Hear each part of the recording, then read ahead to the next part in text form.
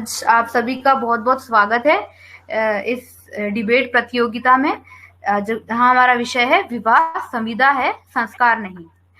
तो जो इसके पक्ष में बोलेगा वो ये कहेगा कि हाँ, विवाह संविदा है, हम इस बात से ज्यादा अग्री करते हैं। और जो विपक्ष में बोल रहा है वो बोलेगा कि नहीं, विवाह संस्कार है, हम इस तरफ ज्यादा अग्री करते हैं। ठीक है। इसमें सबसे पहले तो आप लोगों ने पार्ट लिया, तो मैं ये कहना चाहूंगी कि सब लोग अच्छे से बोलें।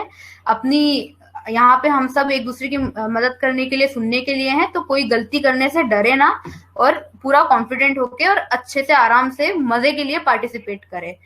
आप लोगों का, क्योंकि बोल पाना एक बहुत बड़ी वो है, कला है। और आप लोगों ने काफी हिम्मत करी है सबने, क्योंकि आप यहाँ बोलने आए हैं। तो इसके लिए मैं आपका सबका पूरा प्रोत्साहन करना चाहूंगी। तो सबसे पहले केयर बिफोर क्योर जो संस्था इसको ऑर्गेनाइज करा रही है उसके बारे में हम थोड़ा जान लें। तो केयर बिफोर क्योर लोगों को कानून व न्यायिक प्रक्रिया की जागरूकता व जानकारी देने के लिए एक रजिस्टर्ड संस्थान है। संस्था जिला स्तर पर एडवोकेट्स को जोड़ने का प्रयास कर रही है और अब तक हमारे साथ 50 एडवोकेट्स जुड़ चुके हैं।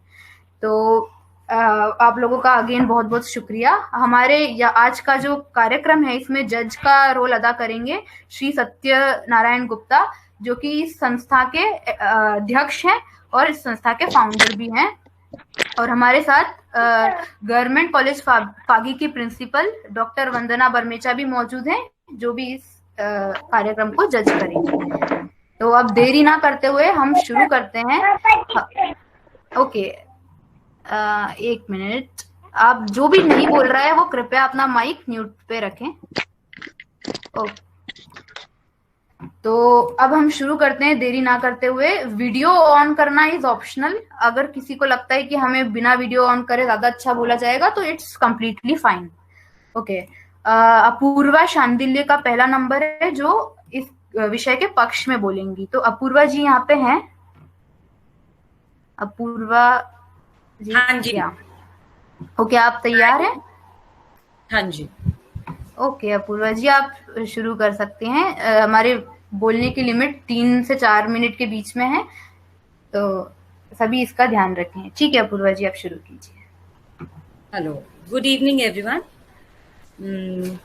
मैं जो है इस विषय के अंदर ये बोलना चाहूंगी कि विवाह एक कासी कॉन्ट्रैक्चुअल है। जैसे कि ना तो ये कंप्लीटली कॉन्ट्रैक्ट है और ना ये कंप्लीटली फुल्ली सेक्रीमेंट है। जैसे कि 1955 से पहले जो भी विवाह था वो अपना पूरा सेक्रीमेंटल में आता था, जिसके अंदर कंसेंट की जरूरत नहीं होती थी दूल्हा दुल्हन की। भगवान पे विश्वास रख के सोचते थे कि भाई जोड़ी स्वर्ग में बनाई गई है, उनकी शादी करती, जन्मों जन्मों का साथ हो गया, ये माना जाता था पहले। फिर उसके बाद में काशी सेक्रीमेंटल हुआ, जिसके अंदर 1955 से लेके 1976 के बीच में, जिसके अंदर age of bride and groom set करे गए, रिचुअल सेट करे गए। ठीक है, डिवोर्स अगर होगा उसमें भी डिवोर्स होगा, लेकिन एक्सेप्शनल ग्राउंड्स पे होगा। पहले जब प्योरली सेक्रीमेंटल हुआ करता था तो डिवोर्स कभी होता ही नहीं था, एग्जिस्ट ही नहीं करता था। ठीक है, अब जब हम आए हैं काशी कॉन्ट्रैक्चुअल की बात पे, जो 1976 के अंदर जाके हुआ है, वो कैसे हुआ है? कॉन्ट्रैक्चुअल एग्रीमेंट्स, वो एलिमेंट्स आ गए हैं। एलिमेंट्स क्या क्या आए हैं कि ब्राइड और ग्रूम की एज हो गई है 18 से 21, क्रूअल्टी और डिजर्शन पे डिवोर्स हो सकता है, म्यूचुअल कंसेंट पे डिवोर्स हो सकता है, वुमेन्स को स्पेशल ग्राउंड्स दिए गए हैं कॉन्ट्रैक्चुअल के अंदर, void marriage, voidable divorce, restitution of conjugal rights, judicial separation. इसलिए इसको काशी कॉन्ट्रैक्चुअल कहा जाता है। अब हम एक बात, ये तो मेरा मोटा मोटा पॉइंट था कि मैं काशी कॉन्ट्रैक्चुअल इसको क्यों कह रही हूँ। अब मैं आपको बताना चाहती हूँ कि सेक्रीमेंट और कॉन्ट्रैक्ट में क्या डिफरेंस है। देखिए, पहले सेक्रीमेंट को समझते हैं। सेक्रीमेंट पहले बोला जाता था, होता है कि जिसके अंदर होली पूरे रिचुअल्स होते हैं, जैसे कि सारे तौर तरीके से शादी होना है ना, रिलीजियस सारे फंक्शंस करना, बच्चे को, जो लड़का होता है उसको अपने मतलब वंश में लड़का पैदा होना, जिससे कि वो अपने एंसेस्टर्स के सारे मोक्ष प्राप्त कर सके और ये सब कर सके। ठीक है, और मनुस्मृति कहती थी कि भैया कोई मर भी जाता है, किसी कोई विडो भी होती है, तो वो रीमैरिज नहीं कर सकती, ठीक है। और ये डिवोर्स कभी नहीं हो सकता, एक बार बंधन बन गया तो बन गया जन्मों जन्मों तक। ये तो आ गया अपना सेक्रीमेंट में। अब हम आते हैं कॉन्ट्रैक्ट में। कॉन्ट्रैक्ट 1976 के बाद में हुआ, वो इसलिए हुआ क्योंकि जब वुमेन को और मेन को लिबर्टी और इक्वालिटी में लिया गया, तो अब इसके अंदर कॉन्ट्रैक्ट के कुछ भाग आ गए, जैसे कि कॉन्ट्रैक्ट के अंदर भी 5 चीजें एलिमेंट जरूरी होते हैं जो कि इसमें जरूरी है। कंसेंट ऑफ पार्टीज होनी चाहिए हिंदू मैरिज में, ठीक है। फोर्स, बिना फोर्स के शादी होनी चाहिए, ठीक है। Age of majority, sound mind, ये सारे इंपॉर्टेंट एलिमेंट्स है जो सेक्शन 5 आपको डिस्क्राइब करता है। तो ये कॉन्ट्रैक्चुअल एलिमेंट्स हो गए। विडो रीमैरिज भी कर सकती है लेकिन सेक्रीमेंट पे नहीं कर सकती। तो आज की तारीख में सिर्फ ये बचता है कि हिंदू मैरिज अगर शादी हो तो उसके अंदर एग्जिस्ट करे रिलीजियस एंड स्पिरिचुअल तौर तरीके और सन का पैदा होना। ये मेरा पॉइंट क्लियर करता है कि मैं इसको क्यों काशी कॉन्ट्रैक्चुअल कह रही हूँ। अब मैं आपको ये बताना चाहती हूँ कि हमें जब ये शादी, जो ये विवाह और जो ये कॉन्ट्रैक्ट को अगर हमें ब्रेक करना है, जैसे कि हम किसी हमारे नॉर्मल इंडियन कॉन्ट्रैक्ट एक्ट आप पढ़ते हैं, जब हम उसको ब्रेक करते हैं तो उसके भी कुछ पार्ट्स होते हैं, ऐसे इसके अंदर है जो हमें एक्सप्लेन करे गए हैं 11, 12, 13 और 9, 10 सेक्शन के अंदर वाइडेबल में। इसलिए इसको मैं पूरा सपोर्ट करती हूँ कि ये काशी कॉन्ट्रैक्चुअल है। That's it. Here I complete my points. Okay, thank you. आपका बहुत बहुत शुक्रिया पूर्वा जी। इसके बाद हमारे तो इसके बाद हमारे पास यहाँ पे अभी पूर्वा जी के बाद शोभा त्यागी जी हैं। शोभा जी को शायद थोड़ी दिक्कत आ रही थी उस टाइम ज्वाइन करने में, उन्होंने कर लिया है join? Okay, it seems may be not. तो हम अभी फिलहाल नेक्स्ट स्पीकर की तरफ मुड़ते हैं जो कि राकेश कुमार जी हैं, जो इसके विपक्ष में बोलना चाहते हैं। राकेश जी, आप तैयार हैं बोलने के लिए? राकेश कुमार दक्ष जी, आपने ज्वाइन कर रखा है? जी मैडम। ओके, तो आप इस बात के अगेंस्ट में यानी कि विपक्ष में बोल रहे हैं, तो अब आपका टाइम शुरू होता है, आप शुरू कर सकते हैं। जी मैम, सभी पार्टिसिपेट जितने भी हैं उनको मैं नमस्ते करता हूं, और हमारे जो सर हैं उनको नमस्ते करता हूं। विवाह, हिंदू विवाह, हेलो जी, आपकी आवाज आ रही है, बोलते रहिए। जी जी जी जी मैम, हिंदू विवाह 1955 के अंतर्गत आता है। इसमें यह एक संविधान नहीं है जबकि एक संस्कार है। भारतीय संविधान के अनुसार, भारतीय जो रीति रिवाज हैं उनके अनुसार ये एक संस्कार माना गया है। लेकिन कुछ पीरियड के टाइम इसको संविधा भी माना जाता है। अतः ये दोनों का मिश्रित रूप है, संविधा भी है और संस्कार भी है। संस्कार इसलिए ज्यादा है कि एक हिंदू जारज में से, चाहे वो सिख हो, जैन हो, पारसी हो, उनमें यदि दोनों दंपतियों में से एक हिंदू होता है तो वो हिंदू विवाह संस्कार के रूप में माना जाता है। और हिंदू विवाह संस्कार इसलिए है, कॉन्ट्रैक्ट तब बनता है जब उनके हिंदू विवाह विच्छेद होता है, तब उनमें संविदा के रूप में माना जाता है। हिंदू विवाह संस्कार इसलिए ज्यादा है कि जब हिंदू रीतियों के अनुसार और प्राचीन जो हमारी प्रथाएं हैं वो चलती आ रही हैं, उन्हीं के अनुसार जो के अनुसार शादी होती है, तो मैं सारा विवाह होता है और उसी के अनुसार संस्कार बन जाता है। इसीलिए विवाह संविदा से ज्यादा संस्कार है।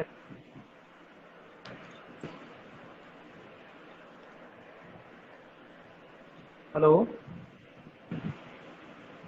आपका कंक्लूजन हो गया है? जी मैम, जी। Okay, thank you, thanks a lot for speaking. अब हमारा ये नेक्स्ट स्पीकर हैं नितेश वशिष्ठ जी, जो कि पक्ष में बोलेंगे। नितेश जी, आप यहाँ हैं? नितेश जी, आप अपने आप को अनम्यूट कर सकते हैं। जी। Hello, good evening everyone. Okay, आप स्टार्ट कीजिए, आपकी आवाज आ रही है। Okay ma'am. मैम, हिंदू विवाह अधिनियम 1955 से पहले प्राचीन हिंदू मतलब विधि के अनुसार विवाह एक ऐसा दाम्पत्य जीवन था जिसको पूर्ण रूप से निभाया जा सकता था, जो कि कभी पृथक नहीं किया जा सकता था। लेकिन 1955 के बाद यह विचार आया कि विवाह एक अनुबंध है। आधुनिक युग की देन है। वर्तमान में औद्योगिक क्रांति के कारण स्वतंत्र और समानता का विचारों का जन्म हुआ, जिस कारण लोगों में मान्यता दी गई मनुष्य के विचारों के और समाज के संबंध का आधार व्यक्ति की इच्छा के ऊपर निर्भर हो गया, जिसमें सविस्तर से कोई भी व्यक्ति संबंध विवाह का आधार पर व्यक्ति सविस्तर स्थापित कर सकता था और उनको तोड़ भी सकता था। अधिनियम 1955 के अनुसार विवाह अधिनियम 1955 के अधिकार विवाह के धार्मिक पूरे स्वरूप को बदल दिया गया, जिसमें विवाह का जन्म संस्कार के रूप में नहीं माना जा सकता था। इसको कभी भी पृथक किया जा सकता था या अलग किया जा सकता था, यह तोड़ा जा सकता है। विवाह अधिनियम विच्छेद विवाह का अकृत न्याय प्रतिकरण के जो अनुरूप प्रदान किए गए थे वह भिन्न भिन्न हो गए, अलग अलग हो गए। 1976 के बाद फिर एक क्रांतिकारी परिवर्तन ऐसे किए गए जिसमें दोनों पक्षों के विचारों को भिन्न भिन्न पृथक किया गया। आज के 1976 के बाद जो है पूर्ण रूप से यह संस्कार रूप विवाह खत्म कर दिया गया और यह एक संविदा के रूप में कॉन्ट्रैक्ट हो गया, जिसमें आपस में दोनों पक्ष कभी भी संबंध विच्छेद कर सकते थे। यह एक कॉन्ट्रैक्ट संविदा है। That's it ma'am. ओके, धन्यवाद वशिष्ठ जी, नितेश वशिष्ठ जी। अब नेक्स्ट स्पीकर है हमारी स्वर्णिका अग्रवाल जी। स्वर्णिका जी, आप यहाँ पे हैं? स्वर्णिका अग्रवाल जी आई थिंक कि नहीं है इसमें। Okay, so let's move on to next speaker Seema Chatwani ji, जो कि इस मोशन के अगेंस्ट में बोलेंगी, विपक्ष में। सीमा जी, आप यहाँ पे है ना? हाँ जी, हाँ जी। ओके सीमा जी, आप ठीक है, आप शुरू कर सकती हैं। सबसे पहले तो मैं आप सभी को प्रणाम करती हूँ तथास्तु युगम के रिप्रेजेंटेटिव के रूप में। तो मैं इसमें ये बोलना चाहूंगी कि ये टोटली एक संस्कार है, क्योंकि देखिए जन्म से ही हम पशु रूप में पैदा होते हैं, हम कुछ नहीं जानते हैं, लेकिन संस्कार के कारण ही हम पशुत्व से ऊपर उठकर मनुष्य बनते हैं। तो संस्कारों में जो मुख्य संस्कार है वो विवाह संस्कार है, क्योंकि हिंदू धर्म के विवाह के उपरांत ही हम एक नए मनुष्य को जन्म दे सकते हैं। ऐसे तो अवैध संबंध से भी बच्चे पैदा होते हैं, लेकिन जो पवित्र संस्कार से शादी के बाद जो नए मनुष्य का आगमन होता है, संस्कार से शुरू होता है। क्योंकि गीता में भगवान कृष्ण ने भी इसको कर्म कहा है। हाँ, ये बॉन्ड है, ये इमोशनल एंड फाइनेंस बॉन्ड है, वो ठीक है, वो अब है, लेकिन ये आधारशिला है विवाह संस्कार नए मनुष्य की उत्पत्ति का। क्योंकि नया मनुष्य हम अवैध संबंध से पैदा कर लेंगे, लेकिन क्या कभी आपने स्टडी किया है उन बच्चों को कि क्या होता है, उनकी लाइफस्टाइल कैसे होते हैं, कितने हमने आजकल जो लिव इन चल रहा है उसका क्या अंजाम हो रहा है? क्या कोई जोड़ा सुख से है? मृत्यु तक कोई साथ निभा रहा है उनमें से? लिव इन में से कोई निभा पाएगा? क्योंकि ये विवाह संस्कार से जुड़े हुए नहीं है। थोड़ा ही कुछ होता है इनके अंदर तो अलग हो जाते हैं। फिर कौन सा दौर चलता है, स्ट्रेस का, डिप्रेशन का, या शायद सुसाइड का? तो संस्कार, मैं ये कहूंगी कि विवाह एक संस्कार है, क्योंकि हमारी जो दैवीय व्यवस्था, जैसे कि गणपति जी का पूजन होता है, वरुण देव का पूजन होता है, अग्नि का पूजन होता है, इन सब से अनुमति, पूजा, आशीर्वाद लेकर उनको साक्षी रखकर आगे के जीवन का यात्रा का आरंभ करते हैं कि अभी तक हमने विद्या अभ्यास किया, अब गृहस्थ धर्म का पालन करेंगे। तो ये होता है एक पितृ ऋण चुकाना। तो पितृ ऋण मतलब चुकाना मतलब खाली बेटा पैदा करना नहीं, नहीं मैं बिल्कुल अगेंस्ट हूँ इसके। बेटा नहीं, बेटा बेटी कुछ भी हो, संतान कोई भी हो, माँ बाप को प्यारी है। तो पितृ ऋण चुकाना, उसके संतान की प्राप्ति करके संसार चक्र को आगे बढ़ाना है, उसमें हम मददगार बने। विवाह संस्कार से हम मानसिक रूप से भी लेट गो की भावना को उत्पन्न करते हैं, विकसित करते हैं, जो मानसिक शांति और परिवार व्यवस्था को सुचारू रूप से चलाने के लिए बहुत जरूरी है। मानसिक शांति और प्रेम की भावना जो मुझे विवाहित जोड़ों में दिखती है, वो मुझे लिव इन वालों में नहीं दिखती है, वो सिर्फ लस्ट दिखता है मुझे। आप विवाहित वृद्ध जोड़ों को देखिए ना, झगड़े तो सब में होते हैं, लेकिन अगर एक बीमार पड़े तो दूसरे उसकी हालत देखिए क्या होती है। वो प्रेयर करते हैं, वो हर एक कोशिश करते हैं कि ये हमारा पार्टनर ठीक हो जाए। तो मैं तो यही बोलूंगी, अगर ये संस्कार से बंधे हुए नहीं होते तो कहाँ जाते, ये कहाँ पे जाता है भारत देश हमारा। आज जो हवा है ना नो मैरिज, उसका रिजल्ट आज देखने को नहीं मिलेगा। जब ये लोग 50-60 साल के होंगे तब देखने को मिलेगा कि जब इनके पास 1 2 3 ऐसे मल्टीपल पार्टनर होते जाएंगे और इनके पास कोई शांति नहीं, मन की शांति नहीं है, संस्कार नहीं है, तो शांति मिले कैसे। तो मैं इस पे इतना ही कहना चाहूंगी कि उसी रिश्ते की उम्र लंबी होती है जिसमें दोनों परखते नहीं, समझते हैं। और मैं ये समझती हूँ कि ये समझ हमें सिर्फ और सिर्फ हिंदू धर्म के संस्कार दे सकते हैं। आप सबका बहुत बहुत धन्यवाद, आप सबको प्रणाम। Thank you. धन्यवाद, आपका भी बहुत धन्यवाद सीमा जी बोलने के लिए। अब हमारे नेक्स्ट स्पीकर हैं हीना अग्रवाल जी, जो कि इस विषय के पक्ष में बोल रही हैं। हीना जी, आप रेडी हैं? मैम, मैंने एप्लीकेशन नहीं दी है बोलने के लिए। I am only hearing the reviews of others. Okay, let's move on then. या ओके, तो इसके बाद अमनदीप कौर जी, क्या आप यहाँ पे हैं? नाम में नहीं। ओके, अगर अमनदीप कौर जी आप यहाँ हैं तो बताइए। Okay, then let's move on. इसके बाद हेमंत कुमार वर्मा जी हैं, जो कि इस विषय के पक्ष में बोल रहे हैं। हेमंत जी, आप तैयार हैं बोलने के लिए? हेमंत जी, ठीक है। आप अपने आप को अनम्यूट कर लीजिए, आपका म्यूट हो रखा है।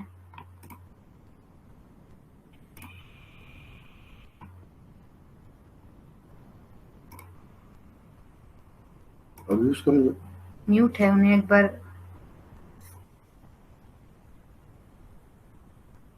अनम्यूट करने के लिए आपको माइक जैसा बटन है, उसे दबाना होगा। हेलो। हाँ, अब आपकी आवाज आ रही है, आप शुरू कर सकते हैं हेमंत जी। जी, सबसे पहले तो मैं सभी पार्टिसिपेंट्स को नमस्कार कहता हूँ। ये जो विचार हैं वो मेरे व्यक्तिगत और निजी विचार हो सकते हैं, हालांकि इनका मतलब सार्वजनिक उससे कोई लेना देना नहीं। मेरे नजरिए से विवाह जो है, विवाह क्या, मैं तो ये मानता हूँ कि पूरा जीवन ही जो है वो एक तरह का कॉन्ट्रैक्ट है। हमारे मतलब जो हमारे मदर फादर का हमसे जो कॉन्ट्रैक्ट है वो इस उम्मीद से है कि हमको पढ़ाया लिखाया जाता है तो कि बुढ़ापे में वो हमारी सेवा करेंगे, या इस तरह का कहीं ना कोई जरूर हिडन जो है एक एग्रीमेंट या कॉन्ट्रैक्ट जुड़ा हुआ होता है। अगर इस एग्रीमेंट को हम फुलफिल नहीं करते हैं तो हमको समाज में थोड़ा सा गलत नजर से देखा जाता है। तो मेरा ये मानना है कि पूरा लाइफ ही जब कॉन्ट्रैक्ट पर है, जीवन भी पूरा कॉन्ट्रैक्ट पर है, कहीं ना कहीं किसी हिडन रूप में, मतलब अपन उसको हालांकि कहीं ना कहीं संस्कार से अपन ने जोड़ा है। विवाह नाम की संस्था को भी संस्कार की आड़ में जितना शोषण एक महिला वर्ग का हुआ है संस्कार की आड़ में, उतना शायद कॉन्ट्रैक्ट में नहीं हो सकता। तो मेरा ये मानना है कि विवाह जो है वो कॉन्ट्रैक्ट, जहां जहां पर भी कॉन्ट्रैक्ट हुए हैं दोनों की रजामंदी होती है। कॉन्ट्रैक्ट में एक पार्ट ये कहता है कि हाँ भाई मैं आपके बिना परमिशन के कोई काम नहीं करूंगा, दूसरा पार्ट कहता है हाँ मैं आपको अपने हर डिसीजन में साथ दूंगा। तो चाहे वो आदिकाल से देख लीजिए और चाहे अब वर्तमान आधुनिक काल से देख लीजिए, सक्सेस जो मिली है वो चेक एंड बैलेंस मेथड के ही। तो मेरा ये मानना है कि ये एक तरह का विवाह जो है वो कॉन्ट्रैक्ट पर है। और कभी अदालतों में भी इस तरह का देखा जाता है कि कहीं अगर इस तरह का रिलेशनशिप है जिसके कारण कि आगे नहीं निभाया जा सकता, जिसको लाइफ को ही खतरा हो जाता है, डेंजर हो जाता है, तो शायद संस्कार की आड़ में तनाव में रहकर ने की बजाय तो कॉन्ट्रैक्ट है उसको तोड़ना ज्यादा उचित। तो मैं बस केवल अपना इतने ही विचार कर सकते। धन्यवाद। ठीक है, धन्यवाद हेमंत जी। बहुत बहुत शुक्रिया आपका विचार प्रकट करने के लिए। तो अब हमारे पास 4 लोग हैं जिनके नाम और रजिस्टर्ड हैं। उनमें से जो भी हो आप हमें बता दीजिए, सूचित कर दीजिएगा, वरना हम आगे के स्पीकर्स पे बढ़ेंगे। तो मेरे पास है तनुजा कौशिक जी का नाम, शोभा त्यागी जी का नाम, स्वर्णिका अग्रवाल जी का नाम और अमनदीप कौर जी का नाम। क्या इनमें से कोई यहाँ पे है इस वक्त, या फिर कोई और जिसका नाम जो यहाँ है और जिसका नाम नहीं है, या जिसने बाद में सोचा हो कि हम अपने विचार प्रकट करें, वो भी इस वक्त बोल सकते हैं। शोभा त्यागी जी आ गई हैं शायद। शोभा त्यागी जी, आप मेरी आवाज सुन सकती हैं? शोभा त्यागी जी इस विषय के पक्ष में बोलने के लिए रजिस्टर्ड हैं। आप कृपया अपने आप को अनम्यूट कर लीजिए।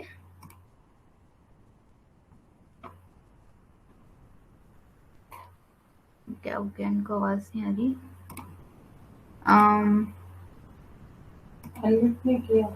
हाँ, शोभा त्यागी जी, आप माइक के जैसा एक बटन दिखेगा आपको, उस पे आप क्लिक करेंगी तो आप अनम्यूट हो जाएंगी।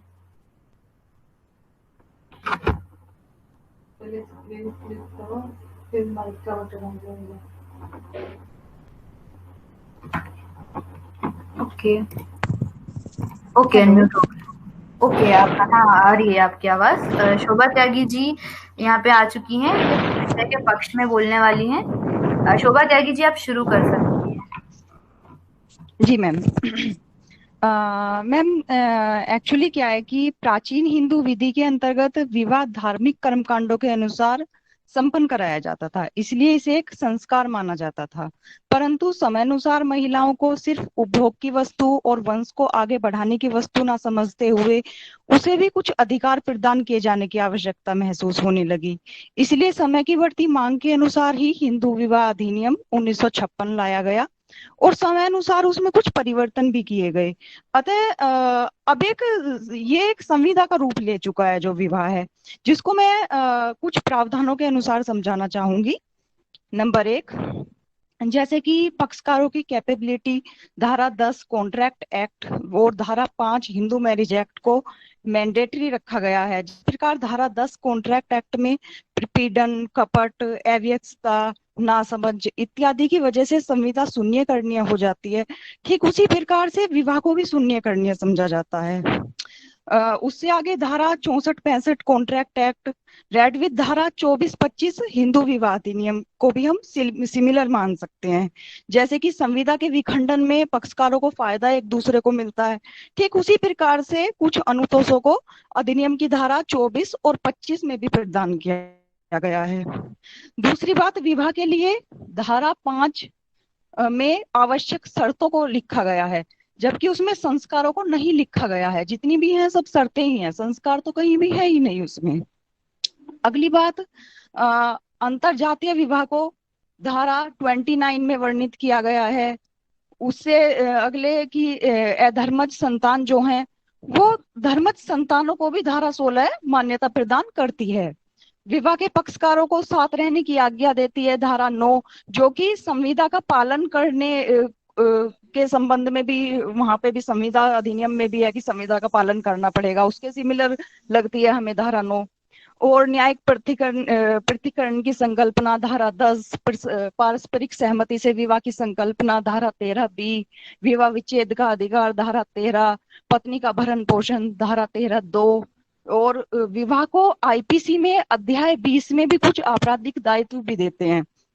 तो जिससे कि हम कह सकते हैं कि विवाह को एक संविदात्मक स्वरूप हिंदू समाज को समतामूलन बनाना है, तथा विवाह का जो उद्देश्य है संविदा बनाने का वो शारीरिक ना करके आध्यात्मिक किया गया है, जिससे कि हम संविधान में भी महिलाओं को जो समानता का अधिकार है वो दे सकें। इसलिए शायद इसको अब संविदा का रूप दिया जाने लगा है, संस्कार का नहीं दिया जाता है। हेलो, हाँ, आपका बहुत अच्छा बोला आपने। हाँ जी, ठीक है, आपने बहुत अच्छा बोला और थैंक यू। इसके बाद अब हमारे अगले स्पीकर्स जो बच रहे हैं वो है तनुजा जी, स्वर्णिका अग्रवाल जी और अमनदीप कौर जी। स्वर्णिका अग्रवाल जी, आप यहाँ पे आ चुकी हैं? हाँ जी मैम, मैं आ चुकी हूँ। ठीक है स्वर्णिका जी, आप पक्ष में बोल रही हैं, आप अब बोलना शुरू कर सकती हैं, आपकी आवाज बिल्कुल अच्छे से आ रही है। ठीक है, मैं अपना पक्ष रखने से पहले इस विषय पे दो पंक्तियां कहना चाहूंगी। दिल के रिश्ते का कोई नाम नहीं होता, यह रिश्ता कभी नाकाम यह ऐसा रिश्ता कभी निरर्थक नहीं होता। निभाना होना चाहिए जज्बा रिश्ते को, ऐसा रिश्ता कभी नाकाम नहीं होता। मेरा विषय जो है विवाह एक संविवाद है, इसके मैं पक्ष में बोलना चाहूंगी कि हाँ, marriage is a contract, is like a contract. हमारे हिंदू समाज में जब हम दो पक्षों का विवाह, जब दो पति पत्नी आपस में विवाह के बंधन में बंधते हैं, तो उनको 7 वचनों का पालन करना होता है। जैसा कि हम कॉन्ट्रैक्ट में भी पढ़ते हैं कि कुछ टर्म्स एंड कंडीशन डिफाइन की गई होती हैं कि अगर ये टर्म्स एंड कंडीशन पूरी होती है तो कॉन्ट्रैक्ट आपका वैलिड माना जाएगा। उसी प्रकार जब पति पत्नी विवाह के बंधन में बंधते हैं, तो वो जो 7 वचनों का वो जो एक टर्म्स है, जो 7 वचन लिखवाए जाते हैं, उनसे दिलवाए जाते हैं, कहीं ना कहीं वह हमारे शास्त्रों का भी एक उनके ऊपर उनको बाइंड करने का, उनको साथ में जोड़े रखने का एक तरीके से टर्म्स एंड कंडीशंस है। तो विवाह कहीं ना कहीं एक संविवाद है। इसको मैं आज की हमारी हमारे समाज में चल रही परेशानियों जो विवाह में आ रही हैं, उनसे भी जोड़ना चाहूंगी। आजकल क्या हो रहा है कि जब दो पति पत्नी में आपस में नहीं बनती, जब दोनों एक दूसरे की समस्याओं को या एक दूसरे की रिक्वायरमेंट्स को, एक दूसरे के टर्म्स एंड कंडीशंस को फुलफिल नहीं कर पा रहे होते, वह एक दूसरे से अलग हो जाते हैं, निर्णय ले लेते हैं अलग होने का। तो क्या हम नहीं कह सकते कि विवाह एक संविवाद है? आज विवाह बिल्कुल एक संविवाद है।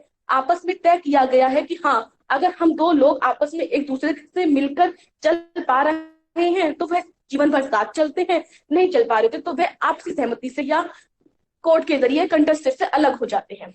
हमारे सुप्रीम कोर्ट ने भी लिव इन रिलेशनशिप को मान्यता दी है आज कहीं ना कहीं। क्यों? क्योंकि सुप्रीम कोर्ट भी कहीं ना कहीं जान गया है कि अगर बंधन में बंधना या बंधन में नहीं बंधना एक कोई लॉजिक नहीं है।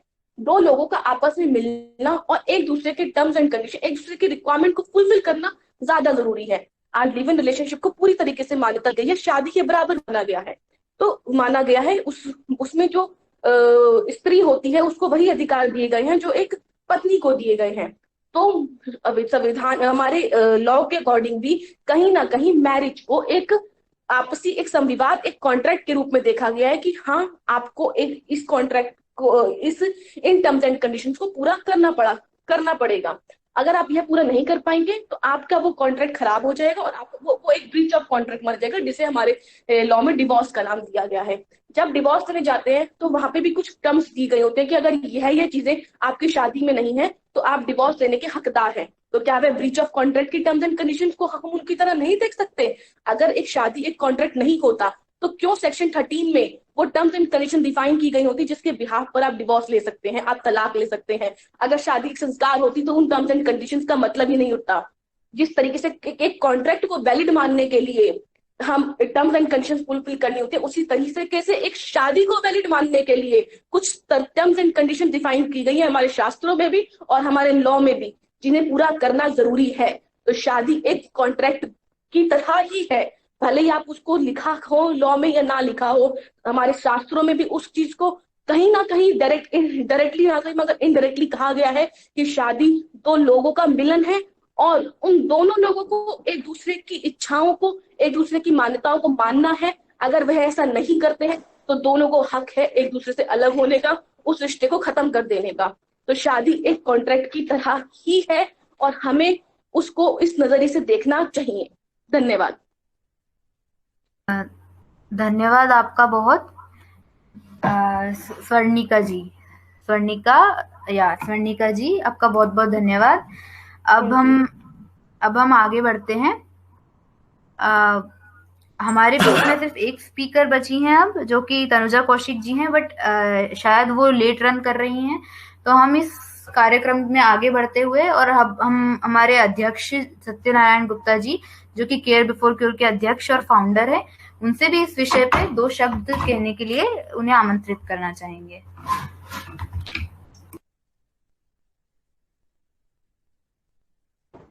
सर मेरा भी नंबर लोगे क्या? हेलो सर, मैं भी कौन कुछ बोल रहा बोलना है? चाह रहा था। कौन बोल रहा है अभी? राजेश बोल एडवोकेट रहा हूँ मैं। Rajesh ji. Yes okay okay जी, आप बोल लीजिए पहले। तो आप पक्ष में बोलना चाहेंगे या विपक्ष में? बिल्कुल मैं पक्ष में बोलना चाहूँगी, क्योंकि शादी को कांटेक्ट तो हो नहीं सकती, तो मैं पक्ष में बोलूँगा सिविल। ओके सर, आप पक्ष में बोल सकते हैं, आपकी आवाज बिल्कुल क्लियर आ रही है। मैं सबसे पहले सभी पार्टिसिपेट करने वालों को का स्वागत करता हूँ और मुझे यहाँ पर बोलने का मौका दिया गया। मैं बताना चाहता हूँ कि शादी कांटेक्ट नहीं हो सकती। मिताक्षरा और दायमा, हिंदू के लिए दो शाखाएं हैं, मिताक्षरा और दायमा। इनके अनुसार भी शादी कांटेक्ट नहीं हो सकती। शादी एक कांटेक्ट नहीं होने के कई वजह है। पहला वजह है कि आदिकाल से आप देखते आ रहे को पत्नी को अर्धांगिनी का रूप दिया गया है और पति को देवता समान माना गया है, जिससे साबित होता है कि पति विवाह कॉन्ट्रैक्ट नहीं हो सकता। इसके अलावा मैं बताना चाहूँगा कि आर वर्सेज आर जो सुप्रीम कोर्ट का जजमेंट है, इसमें भी ये बताया गया है कि शादी कोई कॉन्ट्रैक्ट नहीं है। और हिंदू विवाह अधिनियम के तहत हिंदुओं में आज तक तलाक नहीं होता, विवाह विच्छेद होता है। अभी सेक्शन 13 के अनुसार वो भी एक ऐसी सिचुएशन है कि जो विवाह को निभाया नहीं जा सके, जिसमें पूरे ग्राउंड दिए गए हैं कि किन किन वजह से नहीं निभाया जा सकता। इसलिए मैं यही कहना चाहूँगा कि शादी कॉन्ट्रैक्ट नहीं हो सकती। और आज भी आप देख रहे हो, अगर शादी कॉन्ट्रैक्ट होती तो सतपदी नहीं होती, जो सतपदी आदिकाल से चली आ रही है। इसमें एक प्रथा का बड़ा रोल होता है। अगर शादी कॉन्ट्रैक्ट होती तो प्रथाएं का नहीं, कोई रोल नहीं होना चाहिए था, पर आज भी ये प्रथाएं वैसी की वैसी है। शादी के बाद में सारी प्रथाओं का निहरण किया जाता है, सतपदी का निहरण किया जाता है, अग्नि को साक्ष्य माना जाता है। और सेक्शन 5 में भी आप देख सकते हो, उसमें भी यही कहा गया सतपदी और अग्नि साक्ष्य। और सेक्शन 9 भी इसी चीज़ का उदाहरण है कि आप अगर कोई भी कॉन्ट्रैक्ट विवाह से के पालना नहीं करना चाहता है तो उसको समझाया जाता है कोर्ट में भी और मीडिएशन में भी, ताकि आप शादी बनी रहे। अगर कॉन्ट्रैक्ट होती तो समझाने की जरूरत ही नहीं है। हाँ, फिर भी कुछ अपवाद आज आया है। अपवाद स्वरूप अपन मान सकते हैं कि उसको भी हम कॉन्ट्रैक्ट नहीं कर सकते, क्योंकि हिंदू विवाह कभी ये कह ही नहीं सकता कि कॉन्ट्रैक्ट शादी एक कॉन्ट्रैक्ट है। अगर शादी एक कॉन्ट्रैक्ट है तो फिर आज शादी का कोई मायना नहीं रहा। अगर शादी एक कॉन्ट्रैक्ट है तो फिर हस्बैंड वाइफ का कोई मतलब नहीं रहेगा। अगर शादी अगर कॉन्ट्रैक्ट है, कॉन्ट्रैक्ट मतलब लेन देन होता है, सुविधा होती है। सुविधा एक लेन देन पद्धति होती है, जो कि चाहे वो मौखिक हो सकती है या लिखित हो सकती है। पर शादी में ऐसा कहीं नहीं होता। शादी में होता है दो दिलों का मेल होता है, दो परिवारों का मेल होता है, और इससे कई रिश्ते जुड़े हुए होते हैं। आप आदिकाल से देखते आ रहे हो और आज भी देखते हो, जिसका सबसे अच्छा उदाहरण है अपने जो शादी के 8-10 प्रकार है, जिसमें ब्रह्म विवाह है, देव विवाह है, राक्षस विवाह है। ये सभी इसी के उदाहरण है। और शादी कोई खिलौना नहीं है जिसको कॉन्ट्रैक्ट के माध्यम से तोड़ दिया जाए। ये शादी कोई छोटी मोटी बात नहीं। शादी करने से पहले आप देखते हो पूरी सेरेमनी की जाती है, पूरे रीति रिवाज के साथ किया जाता है। जैसे उसके लिए शादी से पहले बहुत सी प्रक्रिया निकलती है। जैसे लड़के घर वाले आते हैं, लड़कियों से उन पर बात करते हैं, लड़की को देखना नहीं देखना, बहुत सारी प्रक्रिया जो हिंदू विवाह मिताक्षरा और दायमा शाखा के अनुसार अकॉर्डिंग चलती है और आज भी चली आ रही है। अगर शादी कॉन्ट्रैक्ट होती तो मिताक्षरा और दायमा और सेक्शन 5 और सेक्शन 9 का कोई रोल ही नहीं होना चाहिए। मेरा यही कहना है कि शादी कॉन्ट्रैक्ट नहीं हो सकती हिंदी विवाह अधिनियम के अनुसार भी और मिताक्षरा और दायमा शाखा के अनुसार भी। और इसी के साथ मैं अपना स्थान ग्रहण करता हूँ। धन्यवाद। धन्यवाद राजेश जी, आपने बहुत अच्छा बोला।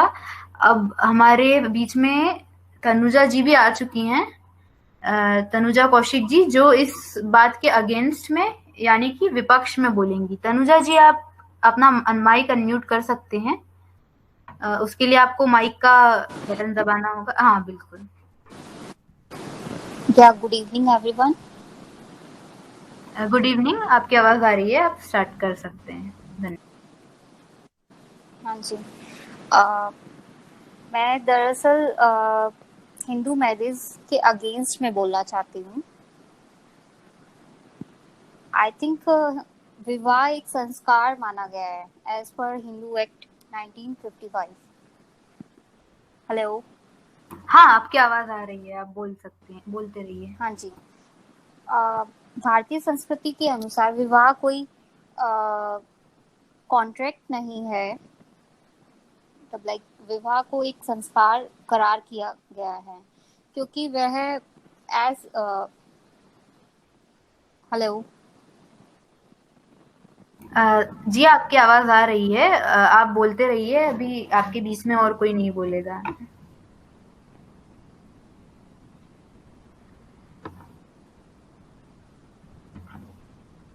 तनुजा जी, उनका शायद कनेक्शन छूट गया है कॉल के बीच में।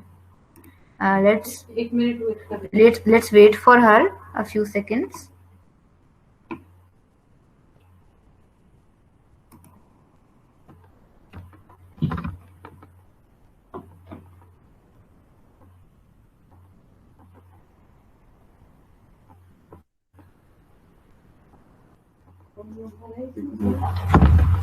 कॉल मत करो, वो ट्राई कर रही होंगी ज्वाइन करने की तो दिक्कत आएगी। 1 मिनट रुक जाते हैं।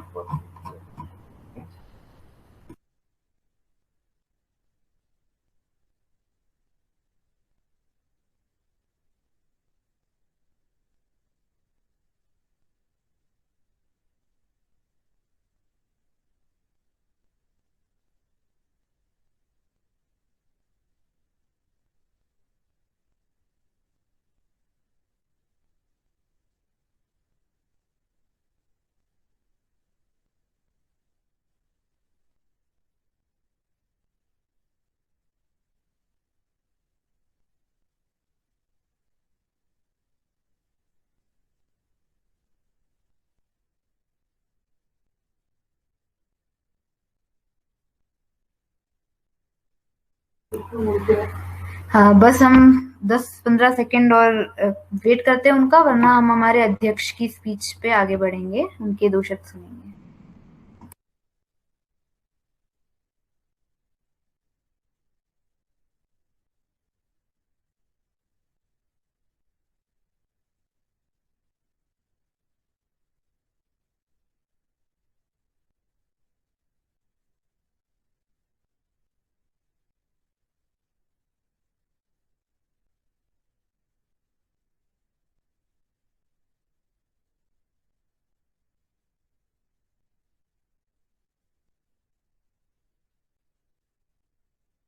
मैं बोल देती हूँ। ठीक है, अभी हम आगे बढ़ते हैं। उन्हें कुछ दिक्कत आ रही है, हो सकता है वो हमें बाद में ज्वाइन कर लें। अभी अनम्यूट कर लिया मैंने।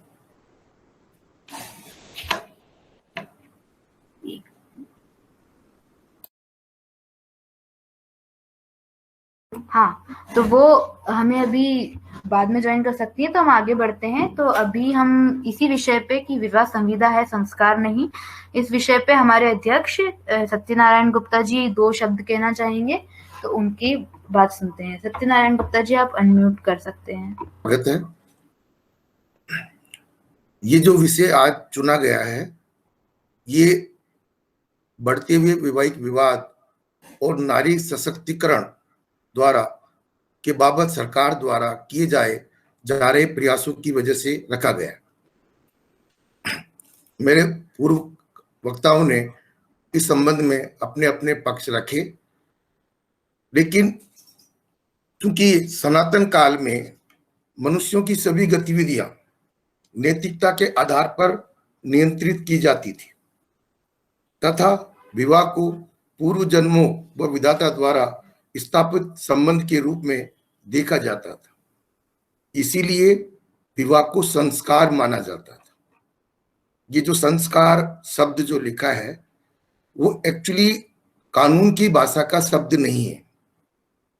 अगर आप विधि के छात्र हैं, आप कानून पढ़ेंगे तो सनातन धर्म में कोई दंड की व्यवस्था कभी नहीं थी। वहां पर सारे गतिविधियों को, कोई भी कृत्य को उन्होंने नैतिकता के आधार पर तय किया। तो उसी की उपज थी एक कि विवाह एक संस्कार का रूप दिया गया।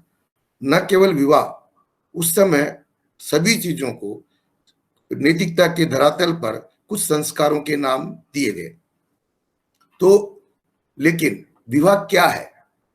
विवाह स्त्री पुरुष का एक ऐसा संबंध है जिसमें कि स्त्री पुरुष अपने जीवन के अस्तित्व को बनाए रखने के लिए सभी प्रकार की आवश्यकताओं की पूर्ति करते हैं। विवाह के फलस्वरूप जो संतान उत्पत्ति होती है उसका लालन पालन भरण पोषण भी विवाह के प्रादुर्भाव का एक मुख्य कारण रहा है। सनातन धर्म में विवाह को संस्कार के रूप में देखे जाने की अवधारणा से अनेक समाज असंतुष्ट थे। इसलिए अन्य समाजों ने विवाह को संविदा ही माना तथा विवाह विच्छेद के प्रावधान भी बनाए। अधिकांश समाजों में विवाह को वर वधू की सहमति से होने वाला विशुद्ध कानूनी अनुबंध ही माना जाता है। जैसे एग्जाम्पल मुस्लिम विधि। जैसे जैसे कानूनों का विकास हुआ तो मनुष्य के दायित्वों को भी विधिवत्ता प्रदान की गई तथा संवैधानिक व गैर संवैधानिक दायित्व के रूप में विभाजन किया गया। अगर जो विधि के छात्र हैं, जो विधि पढ़ते हैं, उनको पता है there is a legal liability, one is contractual, one is non contractual, these two kind of liability is there. तो यहाँ पर भी जो कानून का जैसे जैसे विकास हो रहा है तो वहां पे कॉन्ट्रेक्चुअल लाइबिलिटी और नॉन कॉन्ट्रेक्चुअल लाइबिलिटी का चल रहा है। हिंदू विवाह को पूर्व जन्मों का बंधन व विधाता के संस्कारों के रूप में देखे जाने के कारण इसे गैर संवैधानिक दायित्व के रूप में स्वीकार किया गया, क्योंकि जो लीगल लाइबिलिटी जो नॉन कॉन्ट्रेक्चुअल होती है उसमें कोई कॉन्ट्रैक्ट नहीं होता है। ऐसे अनेक दायित्व मनुष्य निभाता है जिसमें कोई कॉन्ट्रैक्ट नहीं होता है। जैसे हम अड़ोसी पड़ोसी साथ साथ रहते हैं, माता पिता पुत्र का दायित्व, तो इस तरह की अपने आप जिनमें नॉन कॉन्ट्रेक्चुअल लाइबिलिटी होती है। तो ये इसी वजह से विवाह को भी एक नॉन कॉन्ट्रेक्चुअल लाइबिलिटी के रूप में देखा गया, क्योंकि उसमें हम किसी को कोई प्रॉमिस नहीं करते, कोई हम प्रपोजल नहीं देते, कोई हम स्वीकृति नहीं देते जो कि संविदा की शर्तों के अनुरूप जरूरी है। तो जब तक ये सब नहीं होगा तो जो दायित्व हमको बिना इस प्रकार के संविदा किए जो हमारे दायित्व होंगे वो नॉन कॉन्ट्रेक्चुअल लाइबिलिटी होगी। विवाह महिलाओं के सुखमय जीवन का एकमात्र साधन था प्राचीन काल में। महिलाओं में बढ़ती स्वच्छंदता की मांग व सशक्तिकरण को बढ़ावा दिए जाने से विवाह को संस्कार के रूप में देखे जाने की व्यवस्था प्राय लुप्त होती जा रही है। तो कुल मिला के अब आगे अपन चलें तो विवाह कोई स्वरचित बंधन नहीं है। स्त्री पुरुष द्वारा स्वविवेक से लिया गया एक निर्णय है जिसमें एक पक्ष का प्रस्ताव दूसरे पक्ष की स्वीकृति विवाह का रूप प्रदान करती है और जिसमें बहुत सारे सेट ऑफ प्रोमिसेस वायदे साथ में किए जाते हैं। जो मेरे पूर्व वक्ताओं ने भी बताया कि विवाह के समय जो अब तक 7 वचन जो लिए जाते थे, that is one kind of set of promise which is required for a valid contract. वो भी विवाह में प्राचीन काल से ही चलते आ रहे हैं। विवाह की आयु 18 वर्ष किए जाना, सच्चे वैवाहिक संबंधों में बराबर की स्वतंत्रता होना एवं निर्भरता व दायित्व एक दूसरे पर पारस्परिक होना विवाह को संविदा प्रतिपादित करता है। These 3 conditions. देखिए पहले जो विवाह होते थे वो लड़कियों के विवाह 9 से 12 वर्ष की उम्र में हो जाते थे, जब वो इमेच्योर होती थी, नाबालिग होती थी, वयस्क नहीं होती थी। उस स्थिति में वो कोई भी कॉन्ट्रैक्ट करने की स्थिति में नहीं थी, न उसको हम वैलिड कह सकते। नाउअडेज हमारे सरकार ने विवाह की उम्र मिनिमम 18 वर्ष कर दी है। जब एक व्यक्ति वयस्क होता है वो अपने सारे निर्णय कानून के हिसाब से लेने के लिए फ्री है, स्वतंत्र है।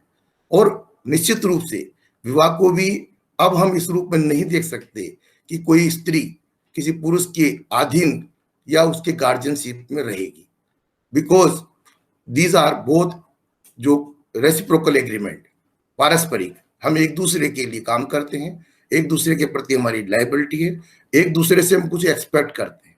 These are the reciprocal agreement. तो जब रेसिप्रोकल है तो कोई किसी के अधीन नहीं।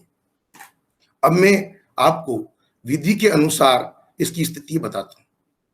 संविदा अधिनियम 1872 हमारे पास 1955 से पहले भी उपलब्ध था, फिर भी हमें हिंदू अधिनियम, विवाह अधिनियम 1955 की आवश्यकता पड़ी, क्योंकि विवाह में किसी प्रकार के लिखित दस्तावेज तैयार नहीं किए जाने का तथा बढ़ते वैवाहिक विवादों की वजह से हिंदू विवाह अधिनियम बनाया गया। देखिए, अगर विवाह को कॉन्ट्रैक्ट ही माना जाता और हमारे पास विवाह के सारे लिखित दस्तावेज होते तो शायद हम उस समय भी उसको संविदा में मानते रहते। पर हुआ क्या कि हमारे पास विवाह के कोई भी लिखित दस्तावेज नहीं थे, इसीलिए मजबूरन एक हमको नया कानून बनाना पड़ा, जिसका नाम रखा हिंदू विवाह अधिनियम 1955। इस अधिनियम के बनने के बाद इस अधिनियम में फिर 1976 में एक संशोधन की आवश्यकता पड़ी, क्योंकि कुछ लोगों ने इस तरह की मांग रखी कि भाई जिन लोगों के आपस में विचार नहीं मिलते वो आपस में म्यूचुअल कॉन्ट्रैक्ट से भी अब अलग हो सकते हैं। तो इस तरह से उसमें एक अमेंडमेंट किया गया और उस समय भी इस विषय पर काफी वाद विवाद हुआ और ये प्रतिपादित किया गया कि विवाह संस्कार था, but it is now going to be converted as a contract. लेकिन हिंदू समाज में आज भी लिखित दस्तावेजों की अनुपस्थिति के कारण संविदा के रूप में इसे स्वीकार नहीं किया जा रहा है। जैसे कि मेरे सारे पूर्व वक्ताओं ने बताया कि वो आज भी यही मान रहे हैं, यही समझ रहे हैं कि विवाह एक संस्कार है, क्योंकि अभी भी हमारे यहाँ विवाह में लिखित दस्तावेज तैयार नहीं किए जाते।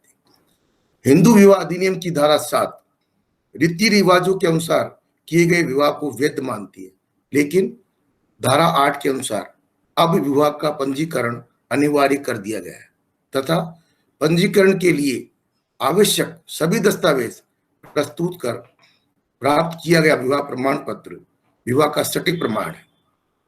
इसके बाद धारा 10 में दिए गए न्यायिक पृथक्करण, धारा 11 में शून्य विवाह तथा धारा 12 में शून्यकरणीय विवाह, धारा 13 में विवाह विच्छेद के प्रावधानों में विवाह को स्पष्ट रूप से संविदा की श्रेणी में रख दिया।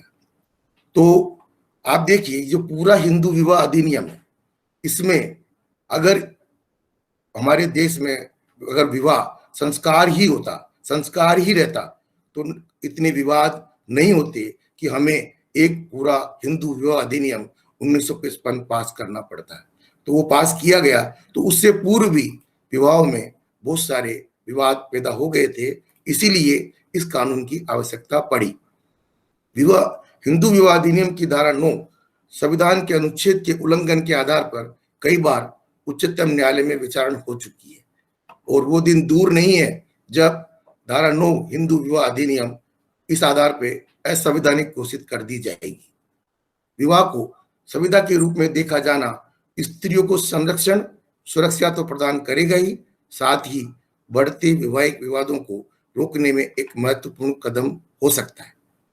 देखिए, अभी अभी 2005 में सरकार ने एक नया कानून बनाया है, उसके तहत विवाहित पुत्रियों को भी अपने पूर्वजों की संपत्ति में बराबर का हिस्सा दिया जा चुका है। और अभी रिसेंटली सुप्रीम कोर्ट ने जजमेंट दिया है कि अगर 2005 के पूर्व भी किसी के पिता की मृत्यु हो जाती है, तब भी वो संपत्ति में बराबर की हकदार है। देखिए, अब तक जो हिंदू मेथोडोलॉजी में जो विवाह किया जाता था, उस समय हमारे समाज में पुत्रियां की कोई प्रॉपर्टी राइट्स नहीं थी, उनको संपत्ति पे कोई अधिकार नहीं था। तो वो एकमात्र विवाह के साथ जहाँ जाती थी, उसके संरक्षण में ही उनका जीवन यापन होता था। अब वो स्थिति परिवर्तन हो चुकी है। अब महिलाएं इस प्रकार से किसी की प्रॉपर्टी नहीं है, अब खुद प्रॉपर्टी की मालकिन है। तो बताइए, आप अगर उसको, उस संस्कार को, जो कि इसलिए बनाया गया क्योंकि उस समय कानून ही नहीं थे, केवल मात्र नैतिकता के आधार पर समाज को चलाने मात्र के लिए ये सब व्यवस्था की गई थी। विवाह के बाद मनुष्य एक लंबे जीवन को जीना होता है, इसमें अनेक उतार चढ़ाव आते हैं। ऐसे में अगर उन सब स्थितियों को मद्देनजर रखते हुए नियम व कायदे तय नहीं किए जाएं तो वैवाहिक विवादों तय किए जाते हैं तो वैवाहिक विवादों में काफी कमी आ सकती है। और खासकर जो अब वो जो स्थितियां आ रही है, जबकि हम महिलाओं को भी हम दोयम दर्जे का इंसान नहीं मान सकते, उनके अपने विवेक है, उनका अपना निर्णय है और उनको बराबर की अधिकार है, स्वतंत्रता है अपना जीवन जीने का। तो ऐसी स्थिति में ये बेटर है, और इसको हम गलत भी नहीं मान सकते कि अगर दोनों मिलके किसी भी चीज को, अपने विवाह को, उसको संपादित करने का, उसको जीवन जीने का सारा जो भी अगर लिखित दस्तावेज तैयार किया जाता है तो उसमें कोई ये न समझे कि भाई ये दिल का रिश्ता नहीं है। ये तो एक मॉनिटरिंग एजेंसी है, मॉनिटरिंग के लिए। अगर देश कानून से चलता है इसका मतलब ये नहीं है कि हमारा देश के प्रति प्रेम नहीं है या हमारे देशवासियों के प्रति हमारा प्रेम नहीं है। ये तो कानून व्यवस्था के लिए बनाया जाता है। इस प्रकार से विवाह एक विशुद्ध रूप से एक संविदा है तथा सभी लिखित दस्तावेजों के आधार पर विवाह एक प्रथा के रूप में अगर तैयार की जाती है तो हम ज्यादा विवाह के विवादों को खत्म कर सकते हैं। Thank you. धन्यवाद। आप कृपया ओके। तो आप सभी लोगों का सबसे पहले तो धन्यवाद। तनुजा जी नहीं आई हैं, उनका डिस्टरबेंस आ रही है, बट अब कोई स्पीकर्स नहीं है। तो आप लोगों का सभी का अपने अपने विचार प्रकट करने के लिए बहुत बहुत धन्यवाद। जब तक हम किसी भी चीज पे डिबेट नहीं करते हैं तब तक हम शायद किसी अच्छे विचार पे नहीं पहुंच पाते। और इवन इफ अगर हम सबके विचार अलग अलग हैं, फिर भी उन सभी विचारों का साथ में होना और साथ में रहने देना, सबका सुनना, ये बहुत जरूरी है और डिबेट हमें ये जरूर सिखाता है।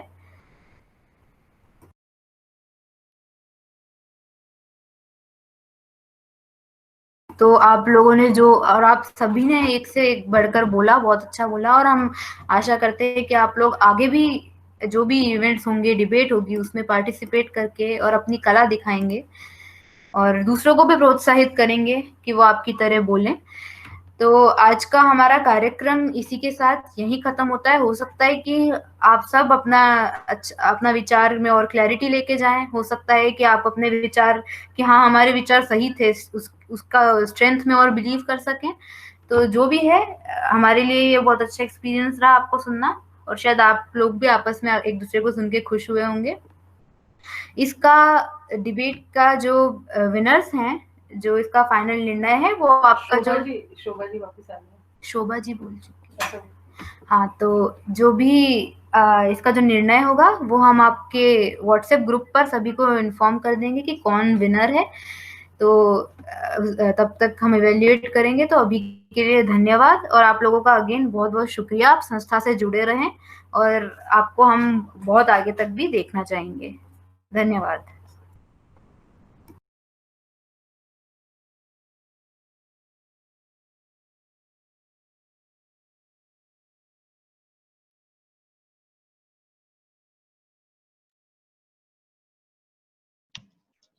अगर आपको ये वीडियो पसंद आई हो तो लाइक करें, कमेंट करें और इस चैनल को सब्सक्राइब करना ना भूलें और ऐसी वीडियोस के लिए।